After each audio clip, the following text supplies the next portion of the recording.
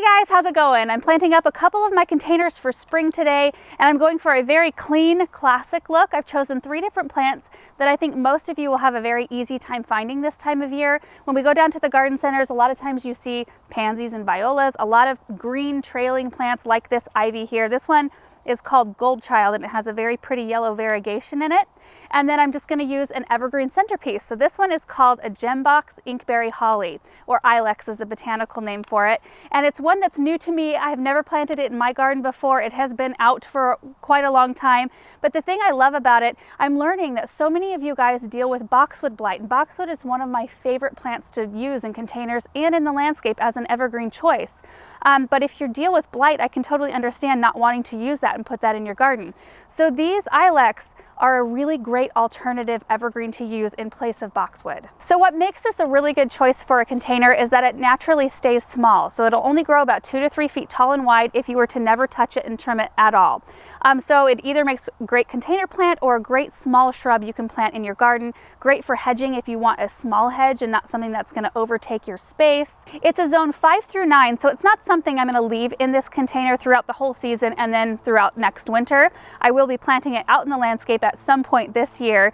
It's a rule of thumb, if you're going to try to overwinter a perennial or a shrub in a container, to choose something that's rated 2 zones lower than your current growing zone. So that means I would need to choose something that was a zone 3 in order to kind of not guarantee, but you have much better chances of winter survival. And the last thing I wanted to talk about was light requirements. So this area is kind of a part sun, part shade, which is perfect for these plants. In fact, I could probably leave, since it gets a little bit more shade, I could leave all of these plants in here through the whole course of this year, and they'll probably all do really great.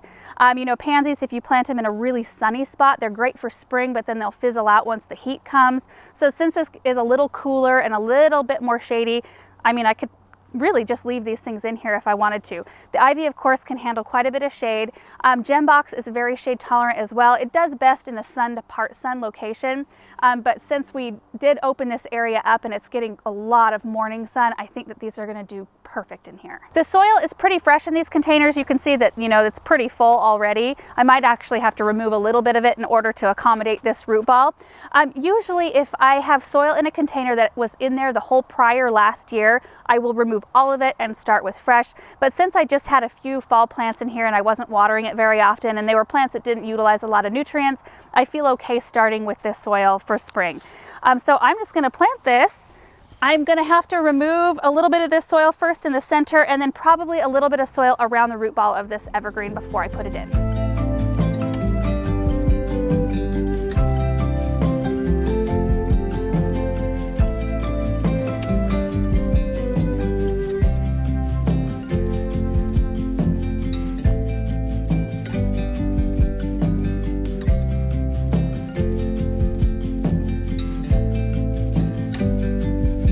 So I am thrilled. This plant fit perfectly in this soil reservoir. So now I'm going to take white pansies and just ring around the whole thing.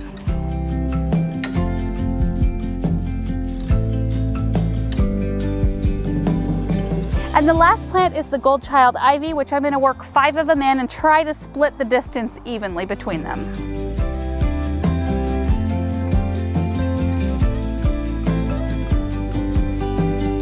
All right, I've got this one done, so now I'm going to do the exact same thing with this urn.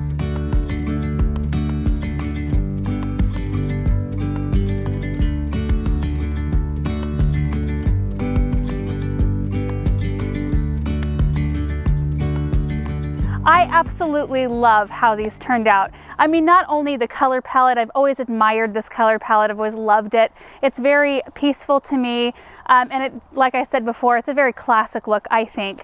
But I also can appreciate the amount of restraint it takes to do a planter like this. When you go down to the garden center and see all of the brightly colored primrose and pansies, which I also love and I have in my other containers, it's really like you have to practice some self-control to stay within a palette like this. And the last thing I wanted to mention about this Gembox is I just love how similar it looks to a boxwood. I mean, from a little bit of a distance, I might actually even think it is a boxwood in this container. And I do like that this variety in particular stays very full all the way down to the base. It doesn't get really straggly at the bottom. It always looks dense and like a complete plant, which I really appreciate. I like plants that have a very tidy habit. So anyway, guys, that is it. I hope you enjoyed seeing these containers come together. I'm just thrilled to have some beautiful things out here because I can see these containers from a lot of the windows in our house. So I'm just glad that there's some pretty things to look at now. And I would love to see what you guys are putting together this spring. So if you post a picture online, please tag me either on Instagram or Facebook so I can see what you're coming up with. Thanks so much for watching this video, and we will see you in the next one. Bye.